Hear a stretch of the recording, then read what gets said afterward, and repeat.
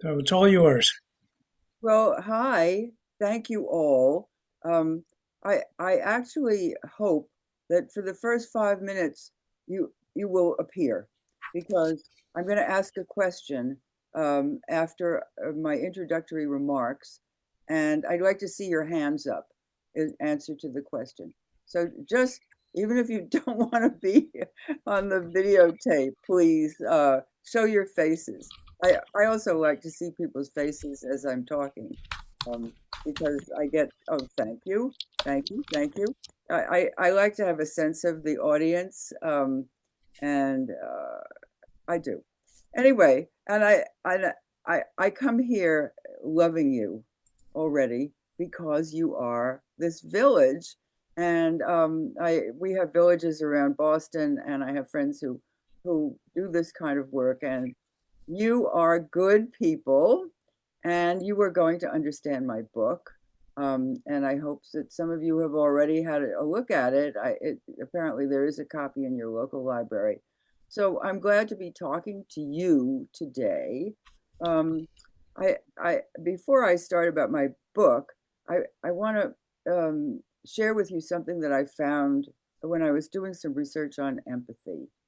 Um, I'm writing a book about empathy and activism. So, in fact, if I were living nearby, I would be interviewing some of you about how if empathy led to your activism. But at any rate, this is some a research finding from some social psychologists. They studied people from 60 to 80, that was their oldest group, and then midlife people and young people. And what they found among the 60 to 80-year-olds was, I'm going to quote, age-related increases, age-related increases in emotional empathy and activism, which they call pro-social behavior. So, and then they had to ask themselves, well, how do people grow in these ways?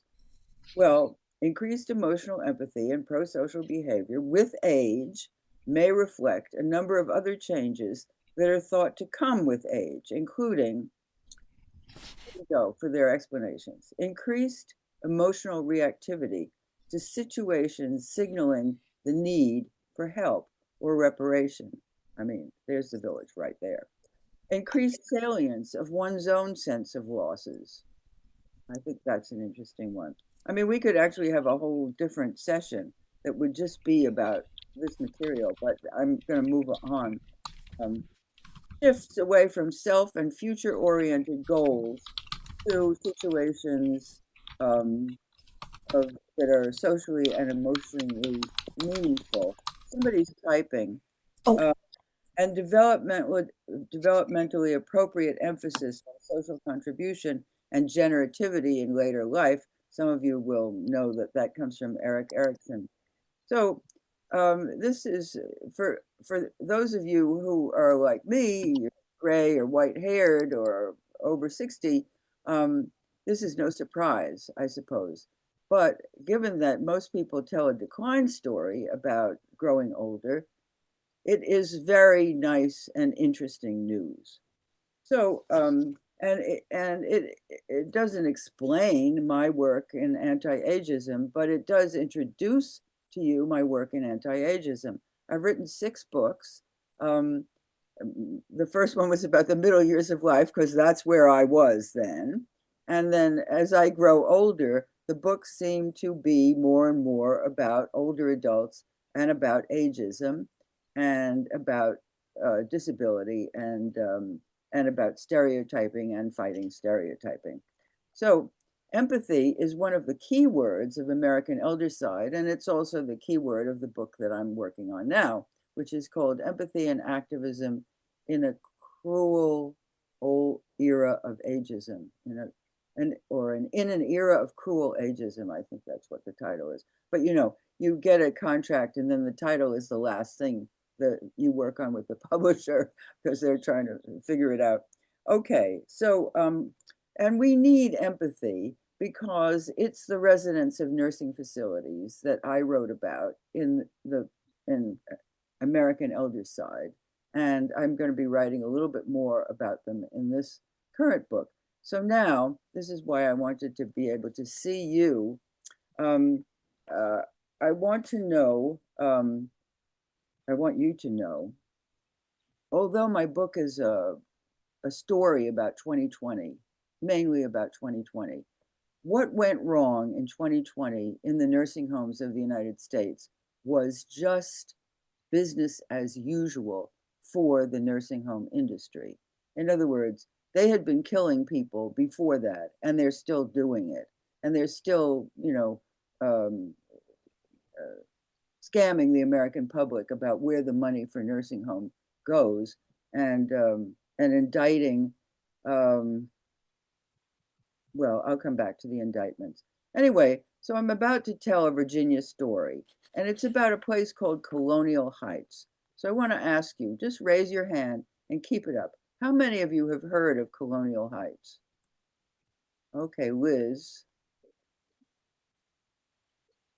I don't see.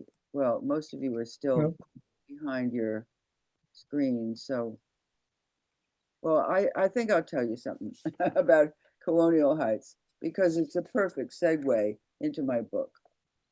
So Colonial Heights is the nursing and rehab facility in southeastern Virginia near Richmond, where 18 people were arrested for neglect and abuse of residents, and one of them later died. The Virginia Attorney General is now opening a grand jury to investigate most of the 18 people who are left indicted.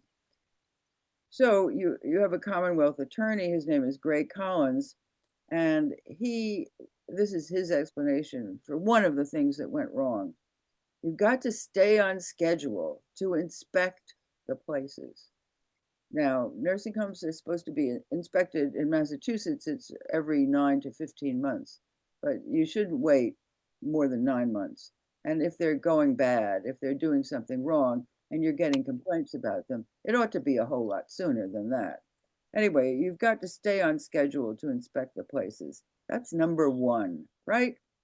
So just remember that inspectors are crucial to keeping nursing homes honest and keeping the residents safe.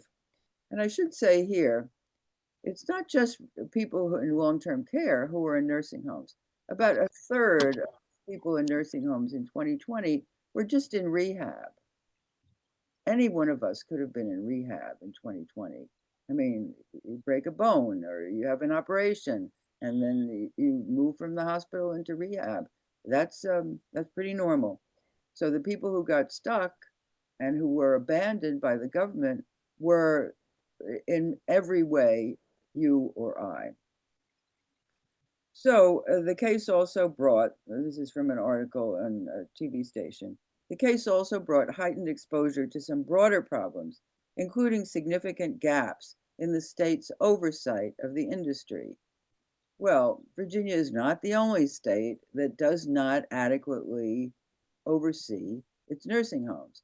Massachusetts, my own home state, about which I know a great deal more, is also uh, lax in terms of oversight. And oversight is a key word in my book.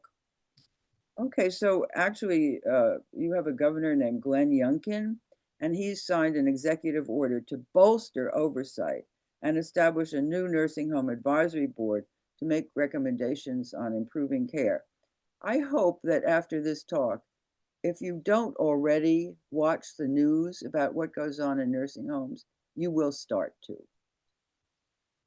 That's ah okay. I'll provide a citation for the empathy article I mentioned um, later, or perhaps I'll send it to Liz and she can send it to. Oh no, it's Liz who wants it. Okay, I'll provide it to Liz. Um, okay, moving along. So, American Eldercide is about the people in nursing homes who died of COVID in 2020. That was premature and unnecessary, those deaths. They were 26 times more likely to die than those of us who were living in the community. And now here's another chance to raise your hands. How many of you know anybody who's lived or went, who spent time in a nursing home. Oh, okay. Gary, Connie, Wendy. Uh, yeah, I can't. Most people I can't see. Well, okay. It would, the more of you, the better. Now, did anybody lose a person in a nursing home to a COVID death? Oh, I'm so sorry. Well, then my book is for you because it's not just about commemoration, but it is about commemoration. It does have a chapter about the proper way to commemorate the people who died in nursing homes. And I'm not going to talk much about that, except that there has been no memorial for the people who died in nursing homes. And yet they were the government's responsibility. So, uh, So the two purposes of my talk today are one is commemoration, and the other is to sort of bring you up to date on what's still going wrong in nursing homes. And that's why I told the story about Colonial Heights. And you'll be hearing more about Colonial Heights as the grand jury does its work. I mean, grand juries are ever more important. Um, yeah. So I'm going to read first from part one of the book. There are three parts, basically. There are more chapters, but there are three parts. And the first part is called Inside. I felt I needed to create empathy for the residents because they are one of the most maligned groups in the country. They are known for being old, weak, sick, disabled, mentally ill, cognitively impaired, and indigent. So every bias you can think of, practically every bias um, that we have in the United States, ageism, ableism, dementism, sexism, racism, classism, every single bias, they are the objects of that bias. So the first section, Inside, is an elegy, among other things. Now I'm going to read from chapter one.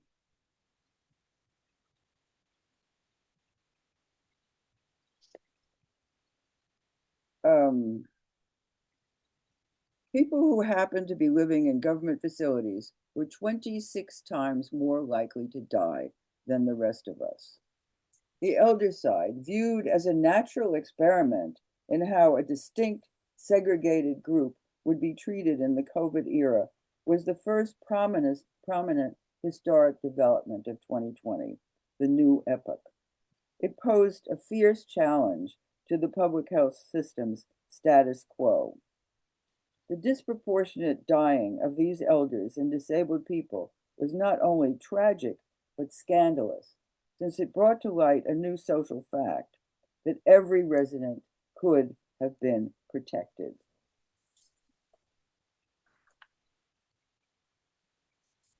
So the book had to start by undoing some misinformation or some prejudicial beliefs. So here are three untold facts from chapter one. And chapter one, I should say, is called Sweeping Up the Heart, the Morning After Death. And some of you, well, probably not, but it's from a great American poet, Sweeping Up the Heart, the Morning After Death. The first unrecognized truth is that the residents would have lived longer than they did.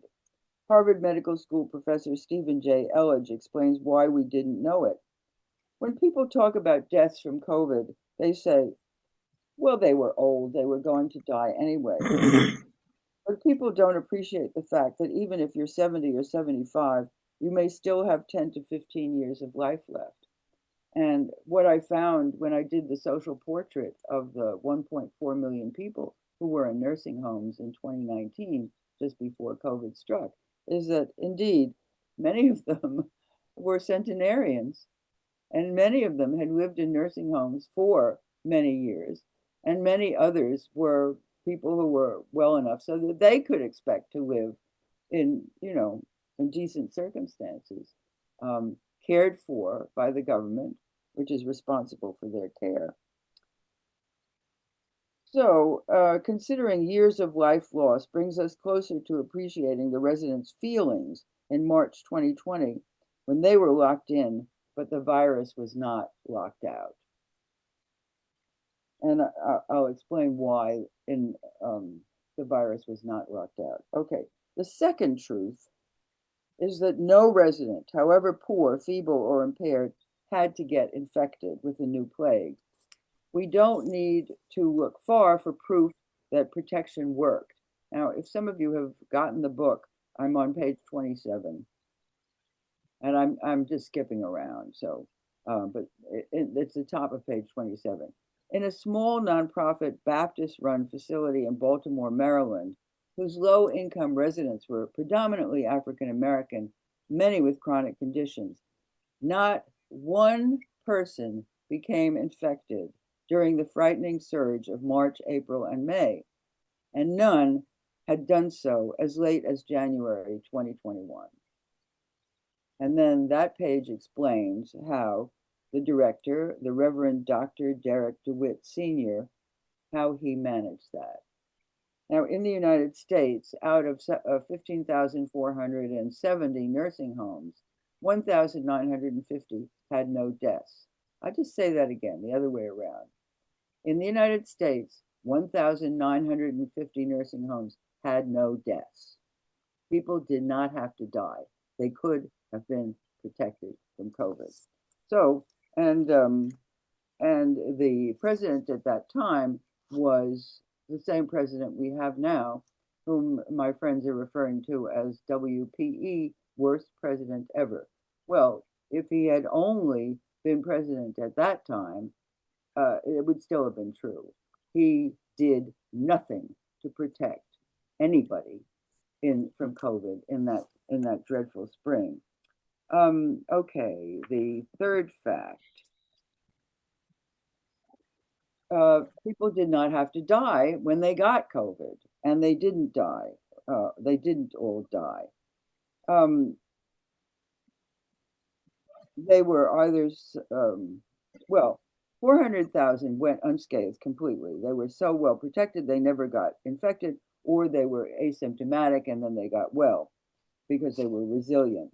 But among between 600,000 and 1 million people did get infected, and how many of them survived? So nobody asked that question, but I did ask that question because it was, I just thought, I want you to know. I didn't know what the answer was going to be. The welcome news I bring is that hundreds of thousands of the group survived, ultimately perhaps as many as 80 to 90% of the people who were considered most frail and vulnerable. And my book is full of stories about people, particularly in the section called Inside, which means what it was like to be inside the nursing homes. And one of the survivors was Imogene Stamper, 91 years old, a Black woman who lives in Co-op City in the Bronx. She said, the first nursing home was like a dungeon, and they didn't lift a finger to do a thing for me, she told veteran columnist Judith Graham. In her rehab hospital, however, where she was sent next, her new doctor acted surprised that she was 90 and still alive. Ms. Stamper's comment, that lets you know how disposable they feel you are once you become a certain age. Now, I think becoming disposable was one of the feelings that people in nursing homes and those of us who were watching what was going on, becoming disposable was, being felt to be disposable, was one of the painful sort of affects that was going through the United States. I mean, a lot of people said, well, they're old and they're just, they're going to die. And it's one of the Well, so survival, I'll just read from my book. Survival did not confirm the implacable COVID era assumption the old were going to die anyway. It was wrong to take this belief for granted. Well, it's always wrong to believe that people are going to die and then decide that you're not going to help save them. And that's what happened.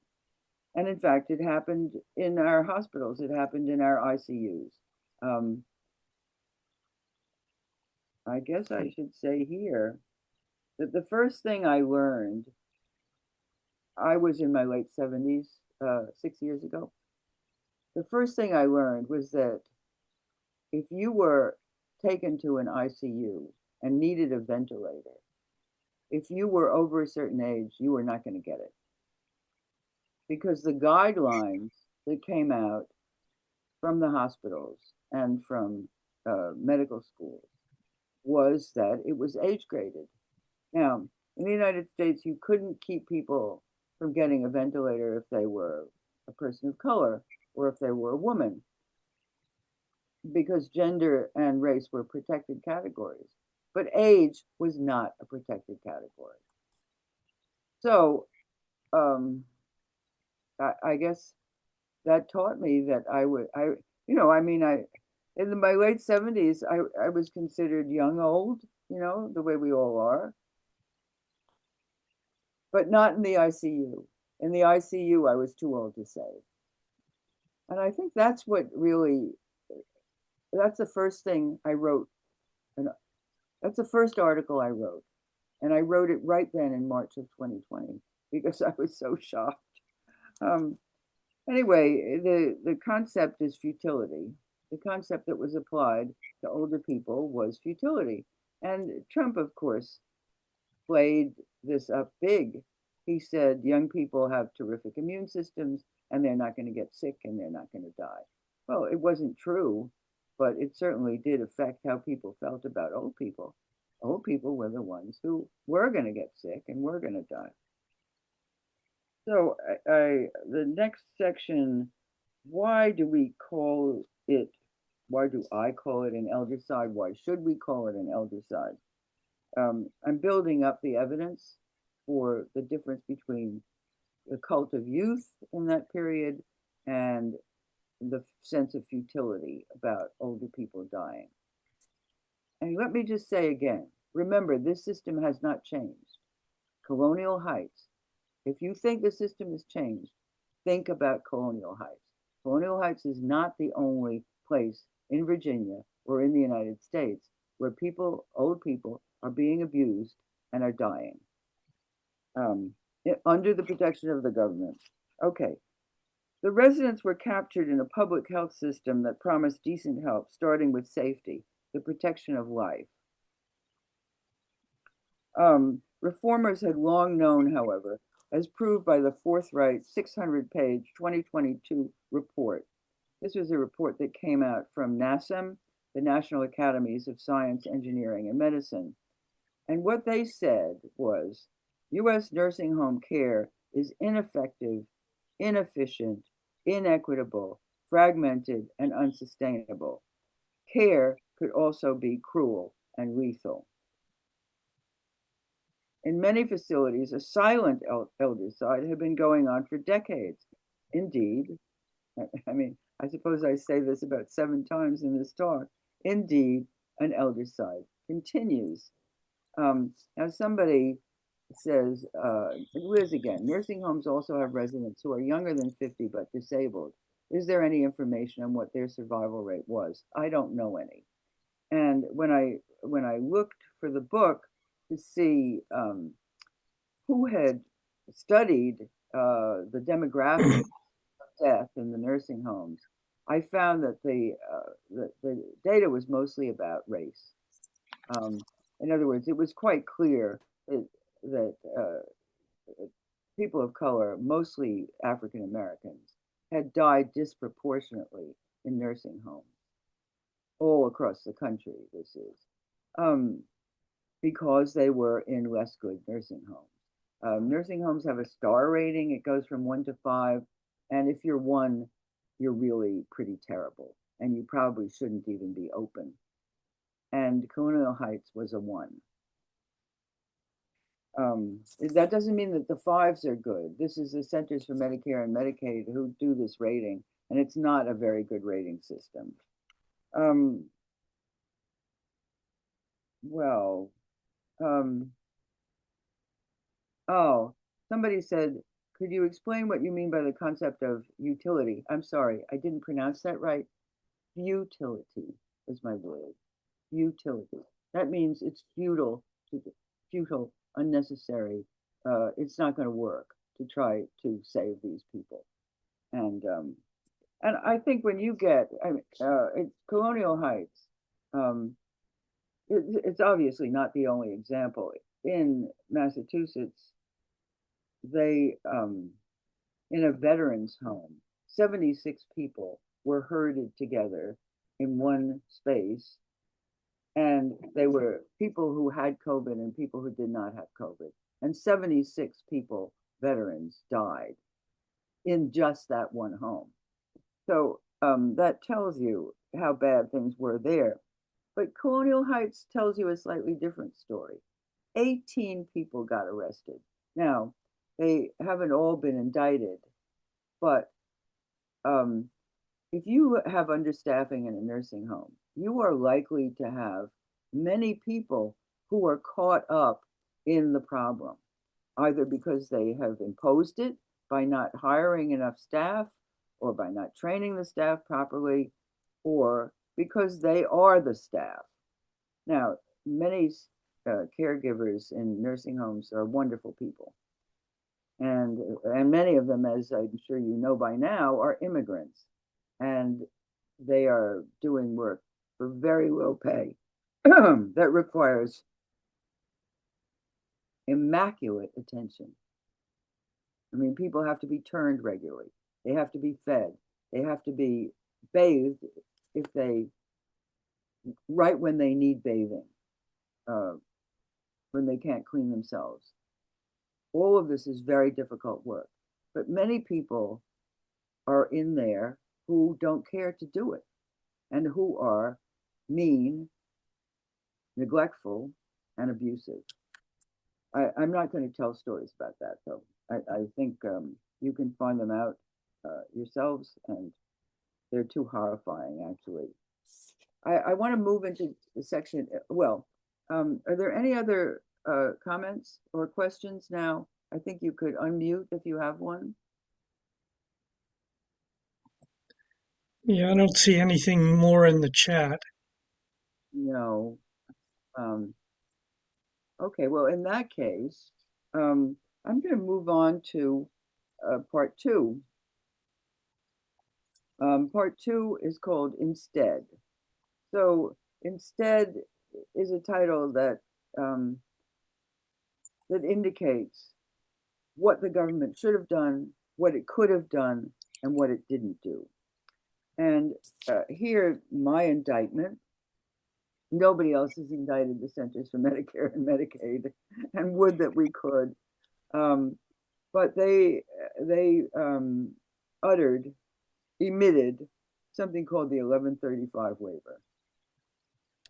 The 1135 waiver was a deadly concept, a deadly decree, and it was a mere piece of paper. So what did it do? It had to do with oversight. And what it basically did was to remove oversight. And this is the way it did it. It seemed very innocuous. And in fact, I think I may be the only person who ever noticed it.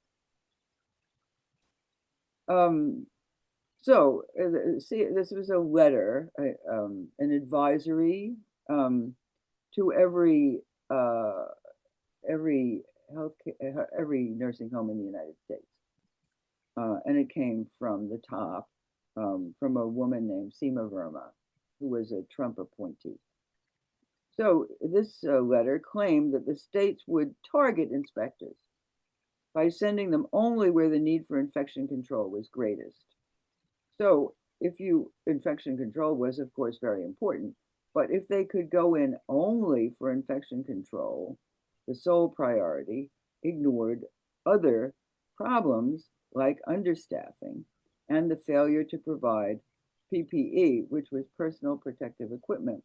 and I think some of you may remember, you can wave your hand if you remember, that we were all supposed to have masks, and in the nursing homes, right, they were supposed to have um, gloves and gowns and shields. And I mean, if you took this seriously, and in many cases where EMTs had to come in, the EMTs were dressed properly as soon as they were able to get PPE. So I think if you ran, if I ran, if any of us ran the centers from the part that was in control of nursing homes, we would have said, they're dying 26 times more than people in the communities. Where should the PPE go? It's a no-brainer. Well, it should go to the nursing homes. There were only 15,470 of them. Why shouldn't they have gotten the equipment that the aides and nurses and other staff people needed? But they couldn't, because the trick rested. The trick, I mean, the trick is, maybe you'll figure out the trick. If not, I'll say it. The trick rested on the ability of Seema Verma, who was heading this agency, to say that protective personal equipment was, quote, at a premium. It was at a premium. It was entirely unavailable. And the reason it was unavailable was that the administration had no intention of using its legal power to pressure manufacturers to produce more for the strategic stockpile or for the nursing homes. So this was a terrible fault. If inspectors had gone out regularly then to encounter the horrors, had they not been limited to infection control, everyone concerned in those months, those crucial months of March, April, May in 2020, everybody would have been galvanized into doing their jobs right. I mean, the people were dying in nursing homes in clusters. It wasn't one and one and one in Virginia and one in Michigan. When they were dying in the nursing homes, 12 were dying. And then the next week, 24 were dying. I mean, these numbers were adding up daily. So,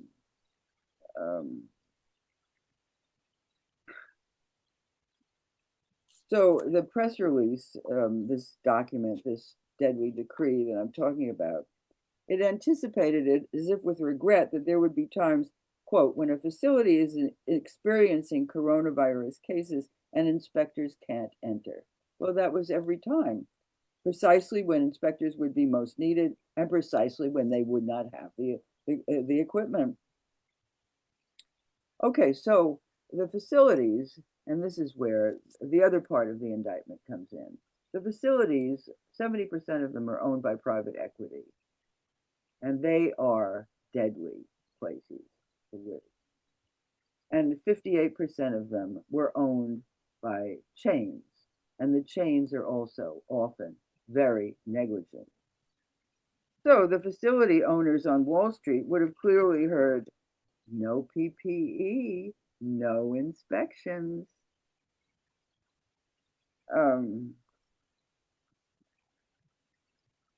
So the owners heard that they would be let off scot-free, free to postpone their audits, free to ignore any execrable conditions of aides and elders.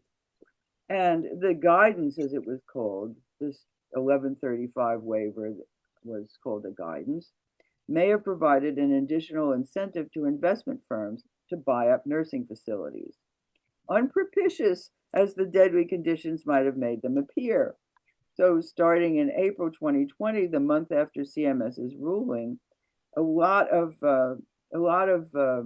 money men went on a buying spree, and they started buying nursing homes. Now, I think most of us would have wanted to avoid buying nursing homes in the spring of 2020, but no, they knew it was going to be a good deal. The market performance of companies involved in long-term care was up 38% from its low by April, and by June it had climbed almost 70%. So there were people who were making money out of the dying in the nursing homes from the get-go. I mean, I couldn't believe I couldn't believe what I was researching. I couldn't believe what I was learning. There just was a depth of venality. I'll call it evil. I use the word evil about, I think, 6 or 8 times in my book. And I have to say, only 6 or 8 times, because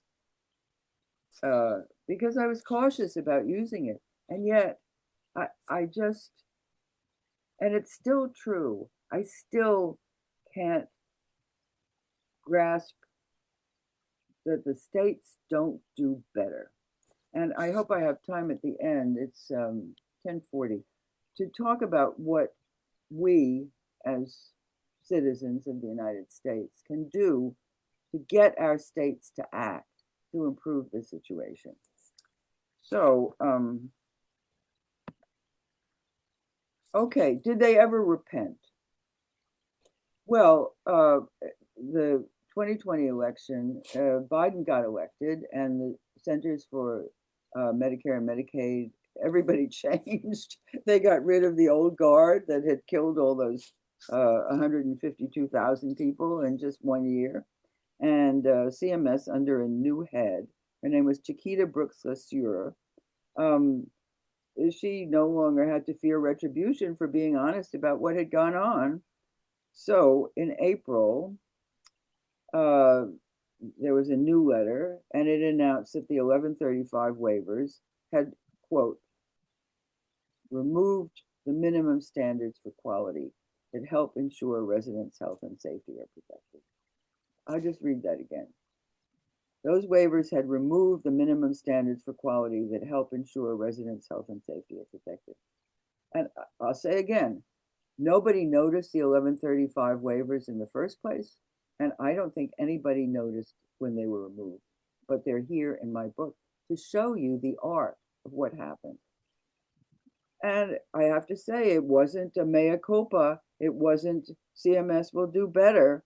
It was the waivers that were at fault, not the former president, not Congress, not the Secretary of Health and Human Services, or the director of CMS, because they had all acceded to the well-known wishes of the business operators.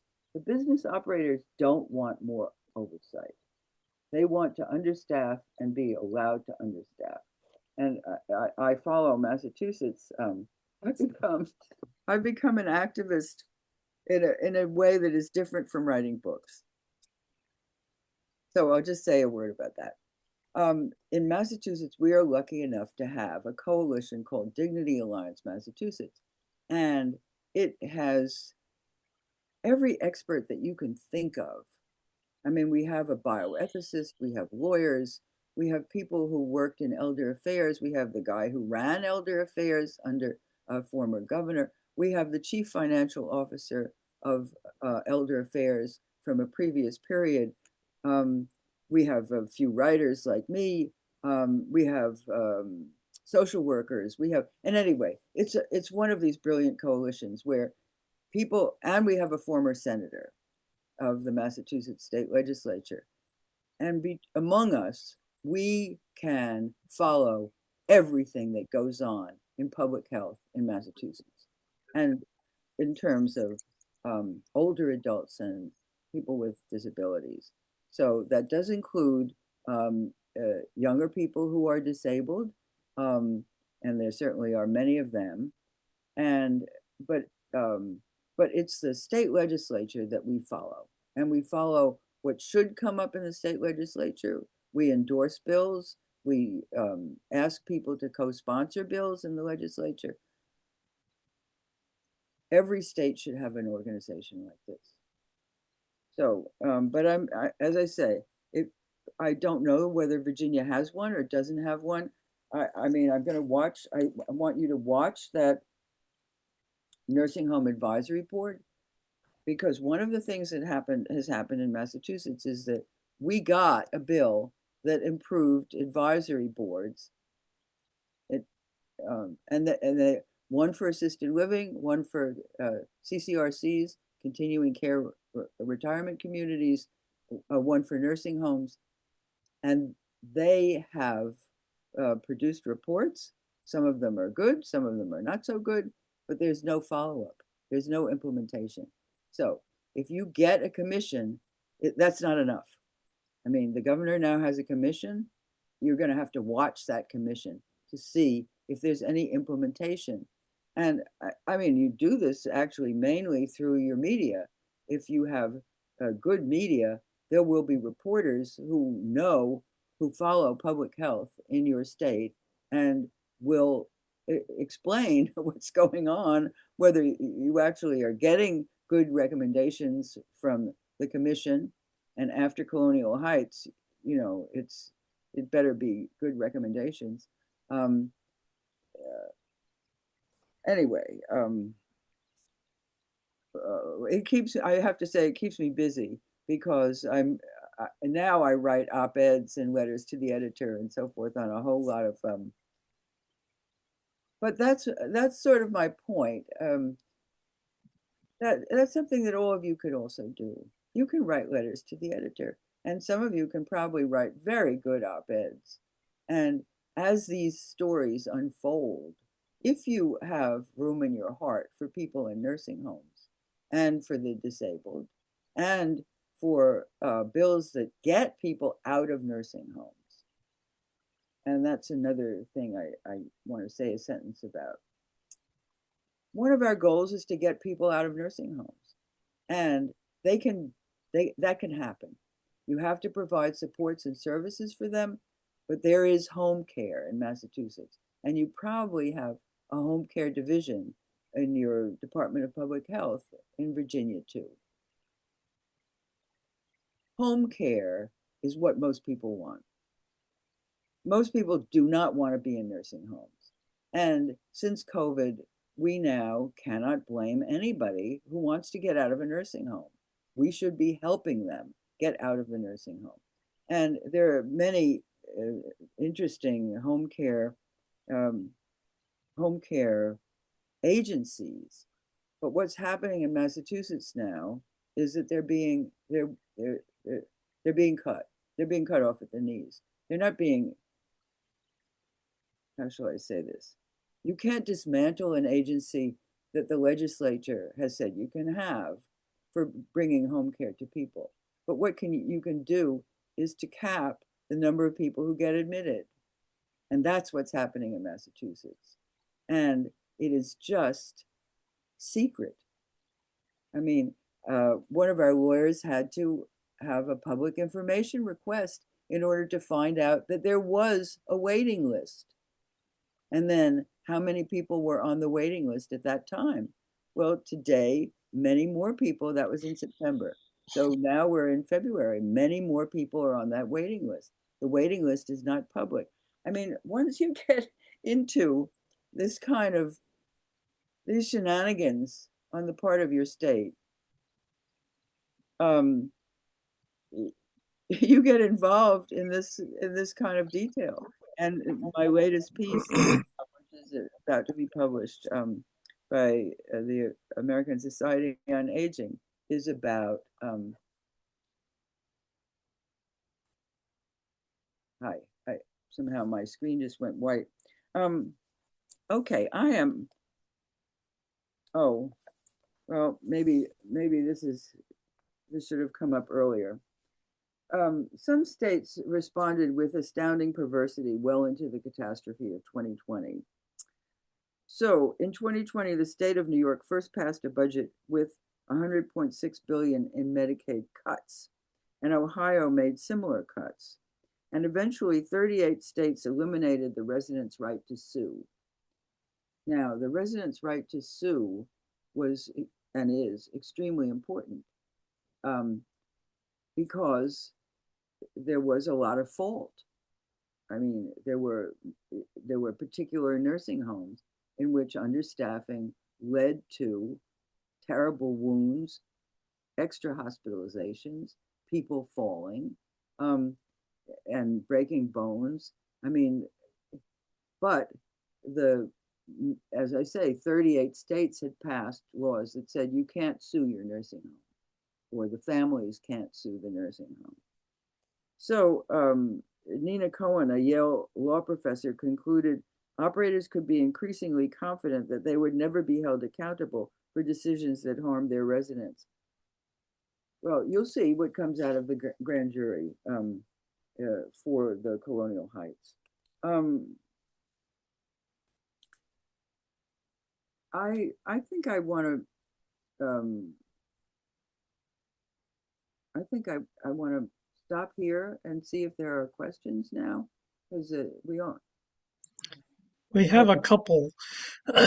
One of them is, are you aware of any nonprofits that are tracking policy with respect to nursing homes and elder care?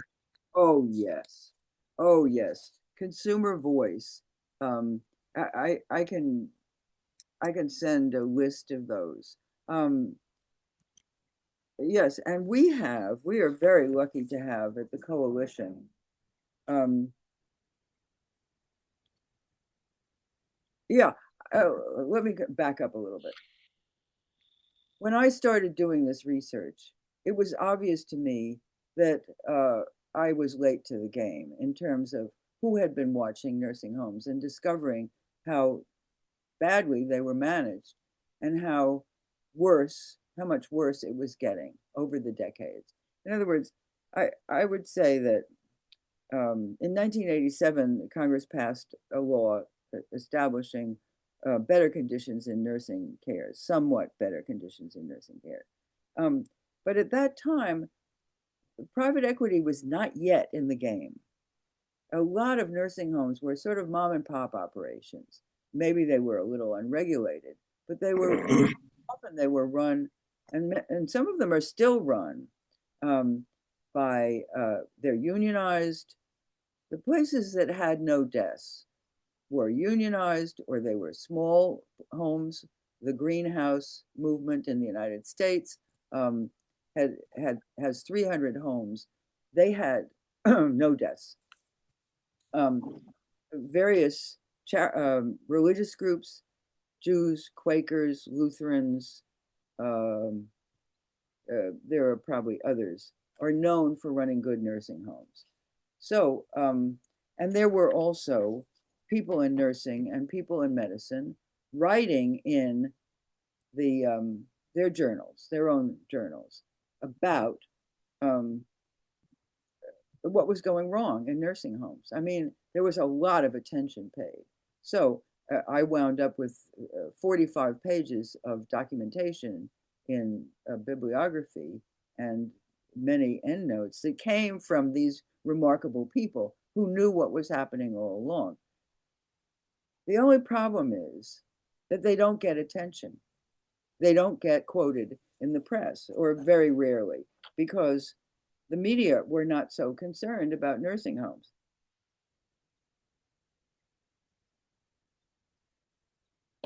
In Massachusetts, that's changed a bit.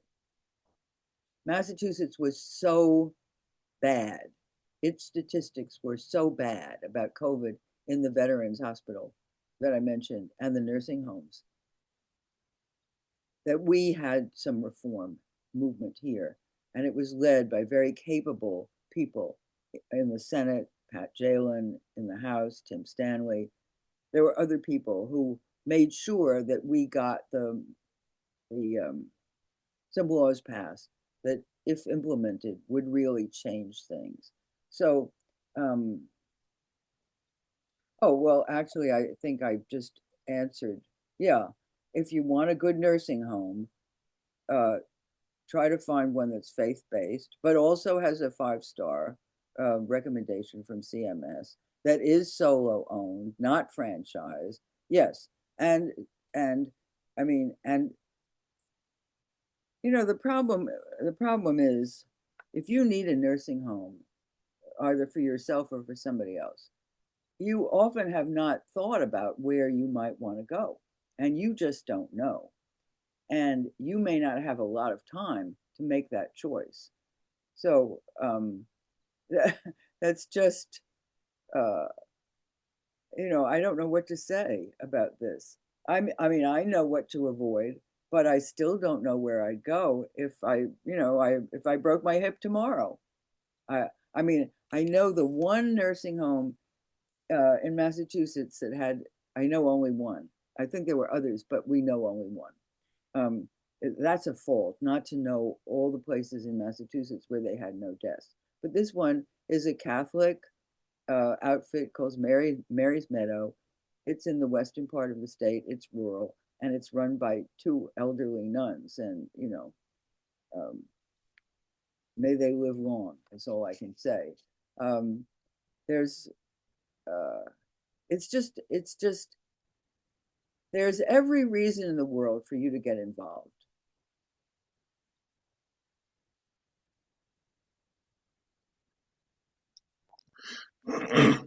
Now, you talked about wanting to get people out of nursing homes and into home care. Got a question here about can you talk about what whether or not Medicare covers the cost of home care? Oh, no. Well, yes and no.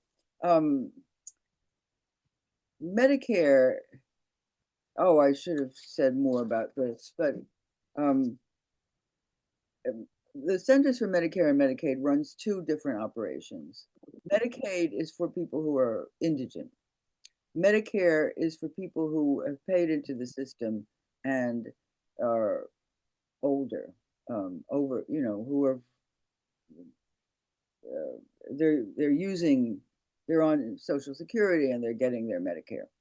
And now, so if I broke a hip tomorrow, actually, I'd go to the hospital and I'd probably have a, a hip replacement or something like that. And then I'd go into rehab. And in rehab, Medicare pays for, I think, 99 days of in rehab. I'm in the same building that's understaffed, if it's understaffed, with the long-term care people. Okay? Just think about that. If you are in an understaffed building, it doesn't matter whether you are a middle-class person and, who is being paid for by Medicare. Medicare pays a lot more for you than Medicaid pays for the woman across the hall who's in long-term care. But that doesn't help you if they're understaffed. You're still not going to get your bedpan on time or your bath. So I think those are crucial distinctions or a crucial similarity that rarely comes up. I mean, I make this point all the time. We think that people who live in nursing homes are somehow different.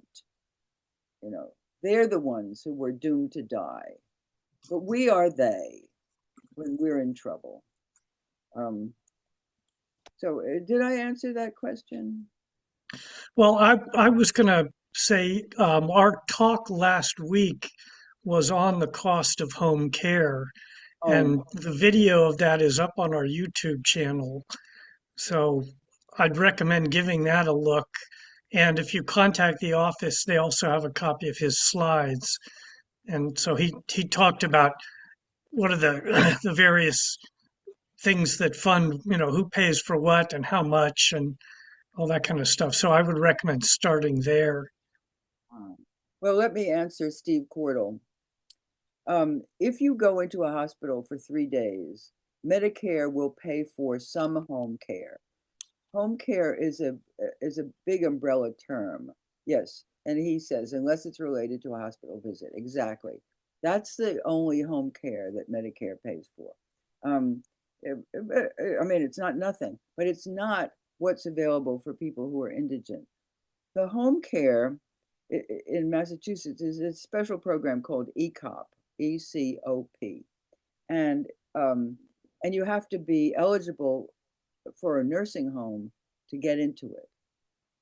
This is the program that I was talking about where they didn't cut it, they just capped the number of people they will accept. So these are people who are on their way to being indigent. And if they got to be indigent, they would have enough need to require a nursing home. These are the people, and the home care they would get is 7.5 hours a week.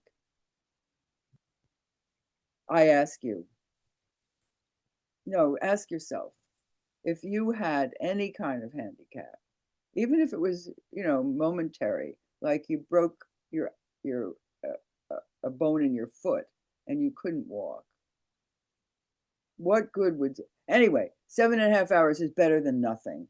7.5 hours can keep people out of nursing homes. It's a great program. I'm not going to downgrade it anymore. I'm happy to have it. I think it's horrifying that they are silently cutting it.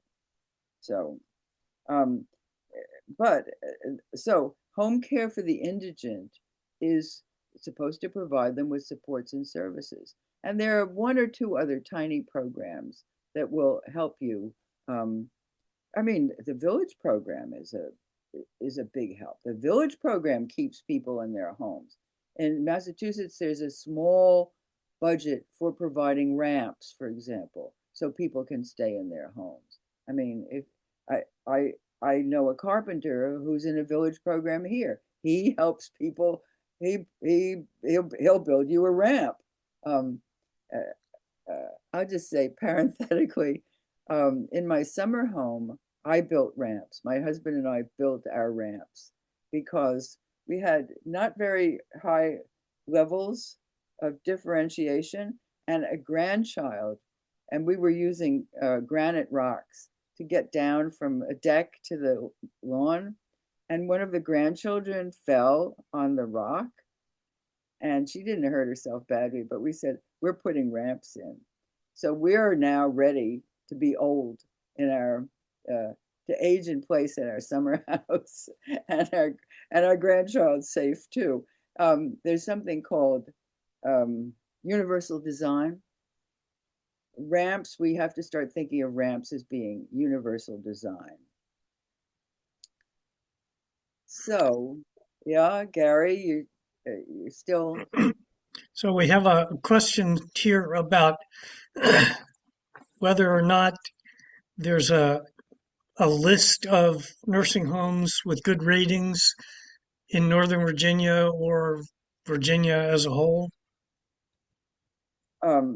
Yes, obviously I wouldn't know that. In fact, but Centers for Medicare and Medicaid actually has a listing of all nursing homes by their own star system. I just, the star system will take you a certain way, but I don't trust that a 5-star system is actually a 5-star entity is actually very good.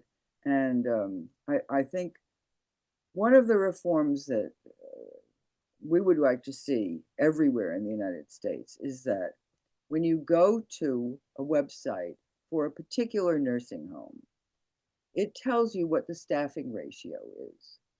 And here I'm going to move on to something that I really want to leave you with, because staffing is everything. Um, so Joe Biden, before he left, um, had produced an executive order that established, for the first time in American history, a staffing minimum. And it was 3.48 hours per person per day. Now, that's not high enough. Um, the experts in the field think people need over 4 hours a day. And obviously, not every person gets the 4 hours. That's not what that means. But you have to staff up so that it's possible that you have an RN 24/7, even on the weekends, and that you have enough aides to provide the patient-facing services. So Joe Biden passed that, and CMS agreed to it under him, obviously. And as soon as Trump came in, he nullified it. And Congress, in the big bad bill that they passed last year, they delayed it for 10 years, which is like killing it. So there is now no national staffing standard in the United States, except state by state. So Massachusetts has a better one. We have 3.58 minutes of care per day, per person per day. But it's not implemented. 75% of our nursing homes don't meet the standard. And we don't, the state has not put in place the oversight to do it. Now, I guess it should be clear. I mean, you don't have to read the papers much to know that Trump's administration is cutting everything, including money to the states for Medicaid. So what we're doing right now in 2026 is actually, I was with Dignity Alliance Massachusetts. We all work all the time to try to keep things as good as they can be, given that the fact is losing that our state and many states, many blue states at any rate, are losing money that it's going to be very hard to figure out how to deal with this.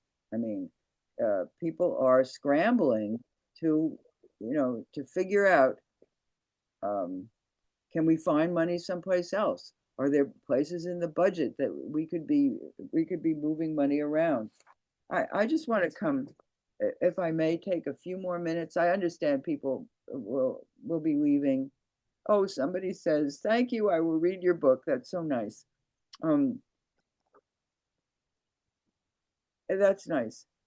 But really, I think the main point is to pay attention to what's going on and try to make it as good as possible. I mean, you are the kind of people who can take responsibility to some extent for public health in your state and nursing homes in particular.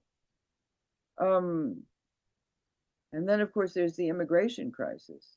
So we're going to be losing people unwillingly, of course, in staffing positions. Because in Massachusetts, many immigrants are staffing, including Haitian immigrants. Well, they just got to stay. At least we'll see how long that lasts. Okay. This is what you should be looking for when your commission comes out on nursing homes. Facilities that project significant workforce losses must reduce their resident population. In other words, they mustn't be allowed to take on more patients than they can actually care for, because they'll do that. They don't care about the level of care. They just want the Medicaid money, which comes in regularly for those beds. They're filling those beds. Oh, yeah, thank you. I'm appreciating the thank yous in the chat. Second, enforce the existing standards. I said about Massachusetts, we have a standard. I haven't checked on if Virginia does or not, a staffing standard, but we need to implement that standard. I mean, most homes are making money. If they look like they're not making money, it's because they've already bankrupted the home by interesting tax methods that I don't have time to go into. But they close after they have siphoned all the money out of the system, or they go bankrupt. And these closures are happening more and more in Massachusetts. And there doesn't seem to be a way to prevent them yet. So one of the things you want to see from your commission is transparency in how these nursing homes are run, and what their costs are and what their expenses are. And their expenses, if they go towards millions of dollars in CEO salaries, for example, or in real estate investment trusts. I mean, there's a whole lot more to say about this, but you can get more transparency, but the states have to want to do it. They have to actually stand up to the industry. And it's hard to stand up to the industry. There's a lot in my book about the lobbies, what the lobbies pay. And I have dollar amounts for what the lobbies paid the previous Republican administration in Massachusetts. It's hard to find that information, but it's worth knowing. And you probably have very good researchers here who could take this on. And then the third thing is to accelerate the community-based alternatives, home care, adult day programs, and community supports like yours. And invest in the care workforce, not as a bailout, but as a structural reform. Increase emergency wages for direct care workers funded by the state, expedite the training that CNAs get and their credentialing, and provide, this is so important, loan forgiveness for nursing students who commit themselves to elder care. Well, that's it. That's it for me. I just want to thank you again for all the village does to keep people safe, to keep them in their homes, to just be neighborly, to just show empathy. Maybe I will say one more sentence. My new book, Empathy and Activism, is about how people make conversions. They have the empathy, but how do they convert that empathy into action on the part of a group that they've never thought about? They've ignored the group, or they buy into the bias against the group. They don't want to think about people with cognitive impairments. They don't want to think about people with disabilities. But this is true for so many of us, and we don't necessarily. Some do, some do not. But you people do have conversions. And I guess I'm an instance of that. I'd written 6 books. I had never talked much about nursing homes, if at all. Suddenly 2020 happens and I write the book about the nursing homes. Okay, it can happen. It can happen. I wish it may happen to you. it's been an illuminating 6 years. And okay, thank you all.